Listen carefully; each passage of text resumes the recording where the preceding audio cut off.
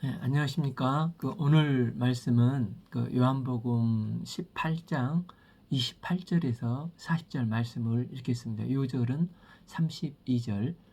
이는 예수께서 자기가 어떠한 죽음으로 죽을 것을 가리켜 하신 말씀을 응하게 하려 함이로라.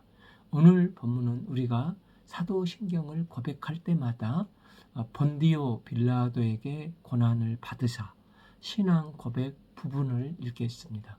사도신경 신앙 고백 안에는 예수께서 단순히 우리를 구원하기 위하여 고난을 당하셨다라고 표현하지 않고 본디오 빌라도에게 고난을 받으셨다라고 그 고난 앞에 반드시 빌라도를 언급하고 있습니다. 그 이유가 무엇입니까? 28. 그들이 예수를 가야바에서 관정으로 끌고 가니 새벽이라. 그들은 더럽힘을 받지 아니하고 유월절 잔치를 먹고자 하여 관정에 들어가지 아니함이더라. 지난 시간에 예수님이 체포되셔서 이제 안나스 집에 끌려갔다가 또 그의 사이 가야바 대제사장에게 보내졌습니다. 그 가야바 앞에서 이제 로마의 빌라도 법정 앞으로 세워진 것입니다.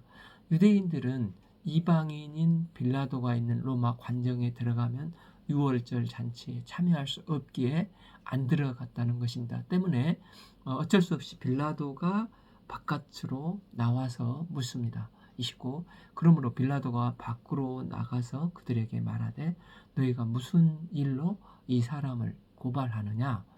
빌라도가 나오자 유대인들은 기다렸다는 듯이 소리를 칩니다. 30. 대답하여 이르되 이 사람이 행악자가 아니었더라면 우리가 당신에게 넘기지 아니하였겠나이다.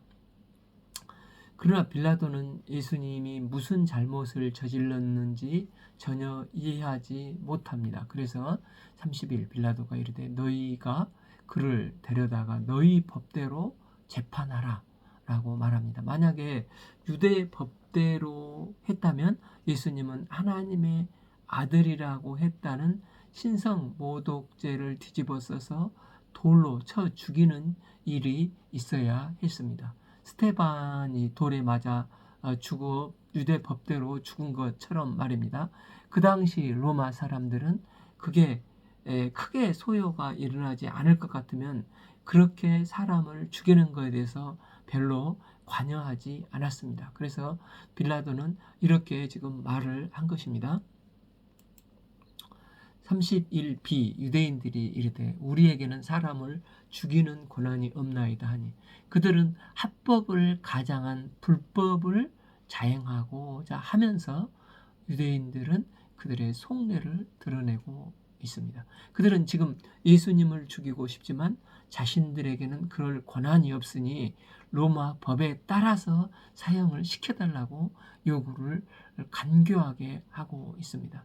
이 간교한 유대인들은 로마에서 파견된 유대 총독의 약점을 공략하여 여론 재판으로 몰고 가면서 만약 당신이 이 재판을 거부한다면 우리가 이 사실을 로마에 알려서 당신의 정치적인 생명을 단축시킬 수 있다. 이런 무언의 압력을 넣으면서 예수님을 십자가에 매달려서 로마 법을 이용해서 죽이도록 지금 편법을 하고 있는 것입니다. 그런데 성경은 이 사실을 어떻게 얘기를 하고 있습니까? 32. 이는 예수께서 자기가 어떠한 죽음으로 죽을 것을 가리켜 하신 말씀을 응하게 하려 하심이라. 이것은 성경에 예수께서 어떠한 죽음으로 죽을 것을 가리켜 하신 말씀을 응하게 하려 함이라 말씀을 하고 있습니다. 즉 예수 그리스도께서 본디오 빌라도 법정 앞에 서시고 그에 의하여 십자가형을 받고 죽으신 이유는 반드시 예수님께서 하신 말씀을 이루시고자 그렇게 해서 죽으셔야 했기 때문이라는 것입니다.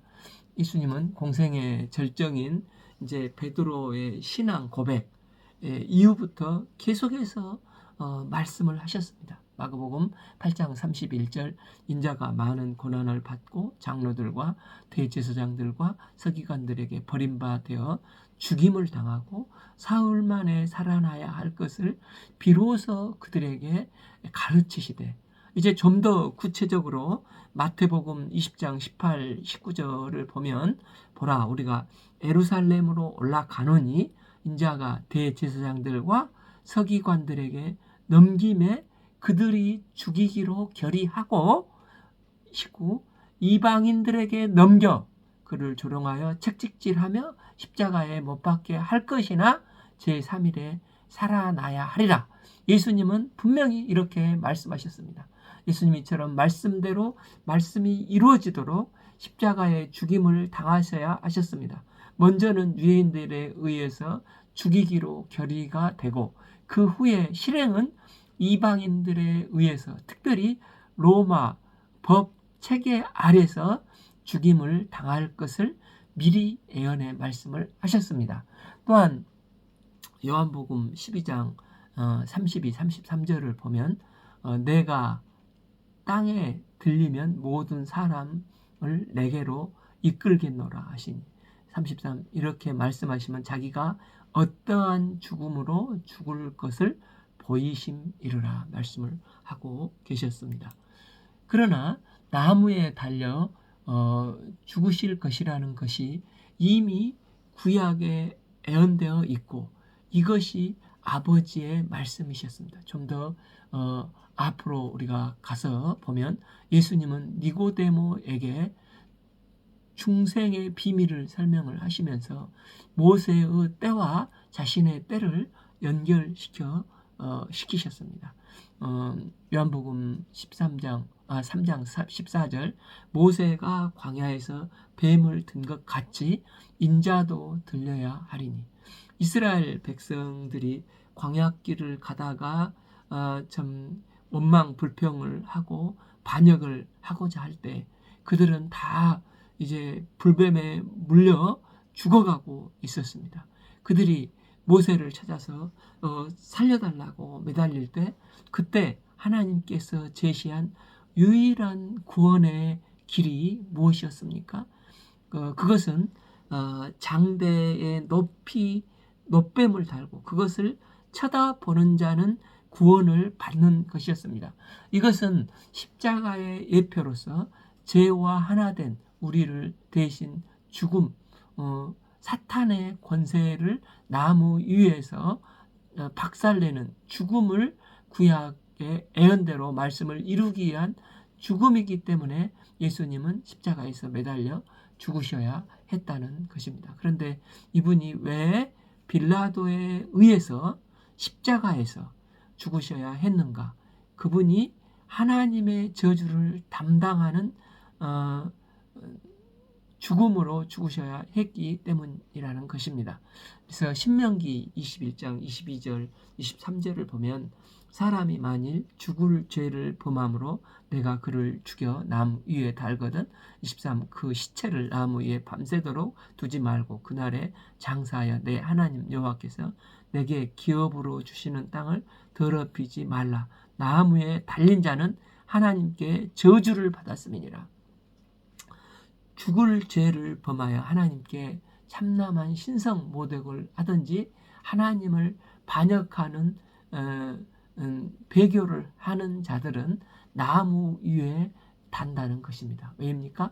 하나님께 죄를 범해서 하나님께 저주를 받아서 그가 죽는다는 것을 보여준다는 것입니다. 그래서 죄를 범하는 자들, 즉 참남한 신성 모독을 하고 하나님을 반역한 자들은 다 하나님의 저주 아래에 있다는 것입니다. 하나님의 저주 아래에 있는 자들은 다 어떻게 되는 것입니까? 나무 위에 달려서 그 저주로 인하여 죽음을 당하게 되었다는 것입니다. 그래서 범죄한 인간의 상태는 모든 하나님의 진노와 저주 아래에 있기 때문에 다 결국은 나무에 달려 죽어야 했습니다. 그런데 갈라디아서 3장 13절은 사도 바울은 이렇게 말하고 있습니다. 13절 그리스도께서 우리를 위하여 저주를 받은 바 되사 율법의 저주에서 우리를 속량하셨으니 기록된 바 나무에 달린 자마다 저주 아래 있는 자라 하였느니라. 예수님께서 왜 십자가 나무 위에 달려 죽으셔야 했다고 하는 것입니까? 범죄한 인간은 다 하나님의 저주 아래 있고 그 저주의 결과 누구나 다 나무 위에 달려 죽어야 했기 때문에. 그런데 이러한 죄를 예수께서 내 대신, 내가 죽어 마땅해야 할 이 죄 대신에 친히 성육신하셔서 십자가에서 내 죄를 대신 하나님의 희생양으로서 담당하시기 위해서 대속의 십자가를 지셨음을 말씀하고 계시는 것입니다. 뿐만 아니라 예수 그리스도께서 십자가에 달려 죽으신 것이 법적인 사면을 가져오는 죽음이어야 한다는 것입니다. 범죄한 인간이 하나님의 저주 아래 있다는 것은 단순히 주관적인 어떤 느낌이 아니고 우리가 실제적으로 객관적인 율법 아래 법적으로 선포되어 있다는 것입니다. 마치 객관적인 법의 죄인이 너는 몇 년 감옥에 있어야 해. 혹은 너는 무기징역이야. 너는 사형이야. 이렇게 객관적인 법을 통해서 판결이 되는 것처럼 범죄한 인간은 하나님의 법 아래서 죄인이라고 선포되었다는 것입니다. 그런데 법에 의한 죄인이라는 선고는 반드시 법에 의해서 선고되고 집행되어야 하는 것입니다. 그래서 하나님께서는 그 당시 법 체계인 로마 법에 의해서 저주받은 우리의 죄를 법적으로 집행하셔서 로마법에 의해서 역사적으로 나무에 달려서 우리가 하나님 앞에서 죄인이라 하는 것을 법 아래서 집행되는 것을 이제 심판을 하심으로 우리가 법적으로 객관적으로 또한 사면을 받았다는 것입니다. 이로 우리가 아무리 더럽고 큰 죄를 지었다 할지라도 진실되게 예수님의 십자가 앞에 회개함으로 본디오 빌라도에 의하여 고난 받으시고 십자가에 죽으신 예수님의 역사적인 죽음 앞에서 우리 죄가 십자가에서 확실하게 해결되었음을, 사함을 받게 되었음을, 법적으로도 이제 하나님의 저주에서 벗어나고 해방되었음을 확인시켜주는 교훈이 바로 빌라도에게서 고난을 받으신 이유라는 것입니다. 33. 빌라도가 다시 관정에 들어가 예수를 불러 이르기되 내가 유대인의 왕이냐? 권력에 의한 빌라도는 인간적인 양심과 현실 사이에서 고민하다 결국 내용 없는 요식 행위에 지나지 않는 재판 신문을 진행하게 되었습니다. 내가 유대인의 왕이냐? 라고 무심히 질문을 합니다. 이에 34. 예수께서 대답하여 이르시되 이는 내가 스스로 하는 말이냐 다른 사람들이 나에 대하여 내게 한 말이냐. 오히려 예수님께서 빌라도를 신문을 하고 있습니다. 이에 빌라도가 당황하기 시작하면서 35절 빌라도가 대답하되 내가 유대인이냐? 내 나라 사람과 대제사장들이 너를 내게 넘겼으니 내가 무엇을 하였느냐라고 재차 이제 묻습니다. 그러자 예수님께서는 빌라도가 상상할 수도 할 수 없는 대답을 하십니다. 36. 예수께서 대답하시되 내 나라는 이 세상에 속한 것이 아니라 만일 내 나라가 이 세상에 속한 것이었더라면 내 종들로 싸워 나로 유대인들에게 넘겨지지 않게 하였으리라. 이제 내 나라는 여기에 속한 것이 아니니라. 빌라도는 예수님의 말씀을 도저히 이해할 수 없었습니다. 여기서 우리는 두 종류의 나라가 있음을 알게 됩니다. 지금 우리가 살고 있는 세속적인 나라가 있고 예수님은 이 세상에 속하지 않는 나라가 있다고 증언을 하시는 것입니다. 세상 나라는 흥망성쇠로 이어지지만 예수님이 세우시는 나라는 이 세상에 속하지 않는 나라입니다. 그래서 성 어거스틴은 신의 도성에서 로마 천년 로마가 이렇게 무너지는 것을 보면서 역사적인 이 사건을 기록하면서 우리가 사는 나라는 이 지상 나라가 있지만 이 세상에 속하지 않는 또 다른 하나님 나라가 있음을 증거했습니다. 예수님은 공생의 시작과 동시에 마가복음 1장 15절에서 이르시되 때가 찼고 하나님 나라가 가까웠느니 회개하고 복음을 믿으라라고 말씀을 하셨습니다. 당시에는 이 말씀을 알아듣는 사람들이 아무도 없었습니다. 지금 빌라도도 전혀 알아듣지 못하고 있는 것입니다.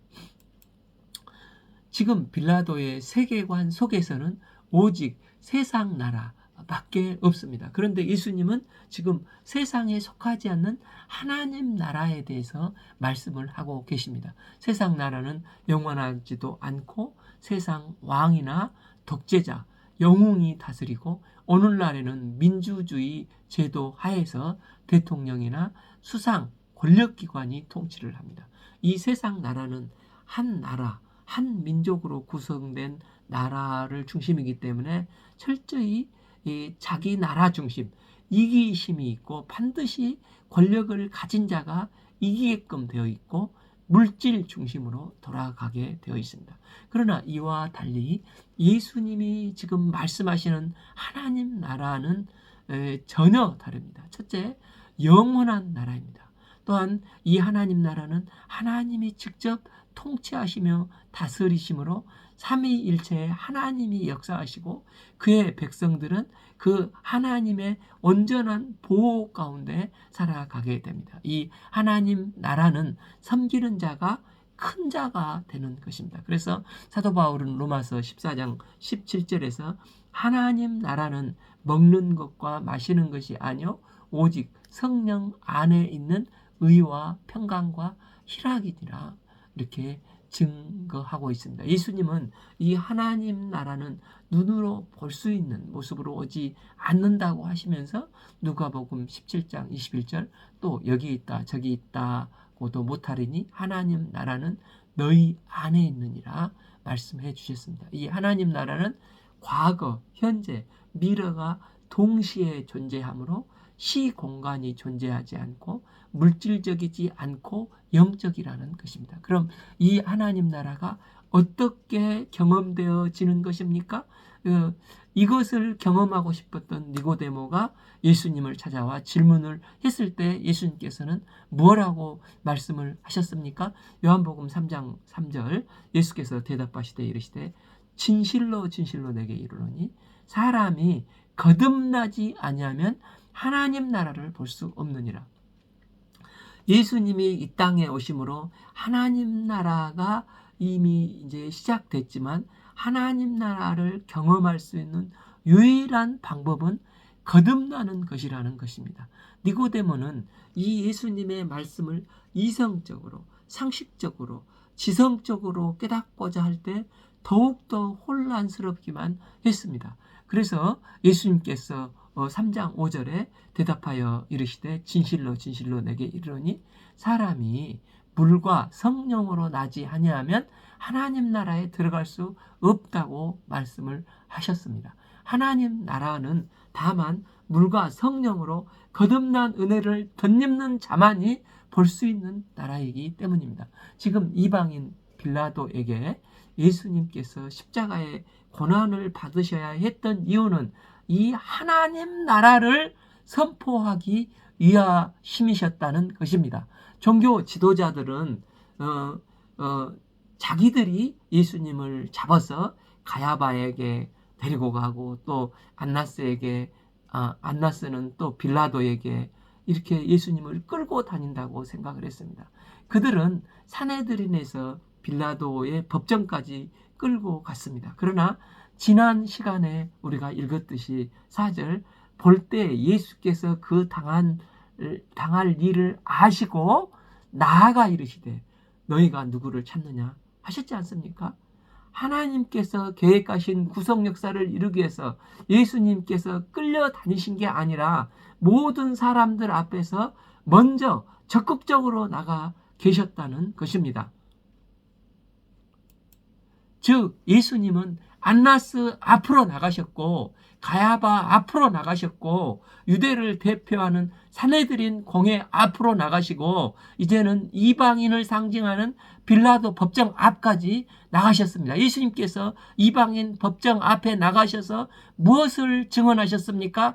36 예수께서 대답하여 이르시되 내 나라는 세상에 속한 것이 아니라 만일 내 나라가 이 세상에 속한 것이었다면 내 종들이 싸워 나로 유대인들에게 넘어지지 않게 하였으리라. 이제 내 나라는 여기에 속한 것이 아니니라. 이렇게 증언을 하고 계시는 것입니다. 예수님은 십자가에 죽으시기 전 마지막까지 그들이 끌고 다닌 게 아니라 하나님의 섭리에 의해서 그들 한 사람 한 사람 한 나라 한 나라에게 유대를 대표하는 산헤드린 공회까지 또한 이방인을 대표하는 세상을 대표하는 빌라도 로마 법정까지 예수님께서 그들에게 나아가셨고 그들에게 대답하여 이르시되 내 나라는 이 세상에 속한 나라가 아니다. 이렇게 하나님 나라를 증언하셨습니다. 그러자 빌라도가 묻습니다. 37a 빌라도가 이르되 그러면 내가 왕이냐? 예수께서 지금 빌라도가 알고 있는 세상의 보통 나라는 사람을 죽이고 대적자들을 죽여서 세워진 이 땅 나라의 왕입니다. 그런데 이 땅에 속하지 않는 하나님 나라의 왕은 하나님께서 친히 왕이 되셔서 하나님 나라의 왕이 되사 다스리는 나라입니다. 그래서 빌라도는 내가 왕이냐 물으니까 예수님께서 뭐라고 말씀을 하십니까? 37b 예수께서 대답하시되 내 말이 말과 같이 내가 왕이라. 내가 그를 위하여 태어났으며 이를 위하여 세상에 왔나니 곧 진리에 대하여 증언하려 함이라. 무릇 진리에 속하는 내 음성을 듣느니라 하신대. 예수님이 진리에 대하여 증언하시는 이 나라는 어떤 나라입니까? 이 땅에 속하지 않고 보이지 않는 영적인 나라, 그 나라를 다스리는 왕의 피 위에 세워진 나라라는 것입니다. 그분이 이를 위해서 태어나셨고 죽임을 당하셨고 예수님이 부활하사 왕이 되셔서 세워진 나라라는 것입니다. 그래서 하나님 나라는 그분의 예수님의 피를 믿는 믿음 위에서만 이 나라로 들어갈 수 있는 나라가 된다는 것입니다. 요한복음 14장 6절 예수께서 이르시되 내가 곧 길이요 진리요 생명이니 나로 말미암지 않고는 하나님 나라로 아버지께로 올 자가 없느니라. 여기서 내가 곧 I am 이것은 출애굽기 3장 14절에서 모세가 하나님을 어떻게 소개합니까? 할 때 I am who I am 하나님 자신을 독특하게 설명하신 하나님의 모습이지 않습니까? 그래서 예수님께서 내가 곧 길이요 진리요 생명이고 나로 말미암지 않고는 아버지께 올 자가 없느니라. 그분의 피를 믿을 때 예수님의 죽으심으로 말미암아 우리에게 속한 우리 속에 하나님 나라가 시작되었다는 것입니다. 지금도 그분이 우리의 구주요 왕이 되셔서 우리를 통치하시고 계심으로 이미 하나님 나라가 우리 마음속에 시작됐고 그 나라는 지금도 그 백성들을 통해서 점점 확장되어 가고 있고 앞으로 이 확장된 나라는 어느 날 완성될 것이라는 것입니다. 예수님은 지금 로마 법정 빌라도 앞에서 이 하나님 나라를 담대하게 선포하고 계시는 것입니다. 그래서 바울은 디모데 전서 6장 13절에서 이렇게 말을 합니다. 만물을 살게 하신 하나님과 본디오 빌라도를 향해서 선한 증언을 하신 예수 그리스도 앞에서 내가 너를 명하노니 하면서 복음을 그도 담대하게 선포를 하고 있습니다.